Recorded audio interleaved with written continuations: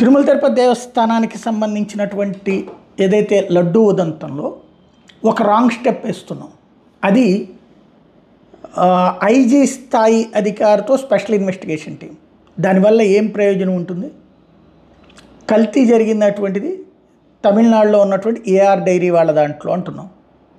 అదే సందర్భంలో ఆ ట్యాంకర్ వాళ్ళేమో అక్కడ మా దగ్గర అంతా బాగుందని సర్టిఫికెట్ చూపెడుతున్నారు. ఆ సర్టిఫికెట్ ఉంటేనే ఇక్కడికి రానిస్తారు ముందు. ఇది క్రాస్ వెరిఫికేషన్ కాబట్టి అక్కడ కరెక్ట్గానే ఉందన్న సర్టిఫికెట్ ఉన్నప్పుడు ఇక్కడ చేయడానికి ఏముండదు. ఇక్కడ కరెక్ట్గా ఉందా లేదా అన్నది ఇక్కడ సర్టిఫికెట్ ముఖ్యం. ఇక్కడికి వచ్చినప్పుడు తేడా వచ్చింది అంటే దారిలో కలపబడాలి, లేదా అందులోకి వెళ్ళి చెయ్యాలి అంటే తమిళనాడు సంబంధించిన మళ్ళీ కోర్టులకు వెళ్ళి అవన్నీ ఈ లోపుగా ఇప్పటిదాకా ఉంచుతారా? అవన్నీ ఖచ్చితంగా తిరుమల తిరుపతి దేవస్థానం ఉదంతంలో లడ్డూ పవిత్ర మీద వచ్చినటువంటి వివాదంలో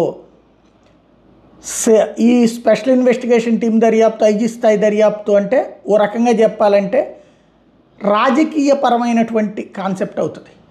ఇక్కడ ఎట్టి పరిస్థితుల్లో రాజకీయపరమైన విచారణ లేదా ఇక్కడో కాదు కావాల్సింది, కుట్ర కోణమే కనబడుతోంది.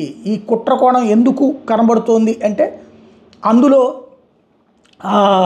కలపబడినటువంటిది జంతు వ్యర్థాలు అని చెప్పబట్టు, మిగతాది కల్తీ విషయంలో సిట్టేసుకోవచ్చు, లేకపోతే కనుక రాష్ట్ర పోలీస్ శాఖతో విచారణ చేయొచ్చు. కానీ ఇక్కడ కల్తీ కాదు, ఇది జంతు వ్యర్థాలు అనేది ఇప్పటికీ కూడా ప్రతి ఒక్కళ్ళ మనోభావాల్ని గాయపరుస్తున్నటువంటి అంశం.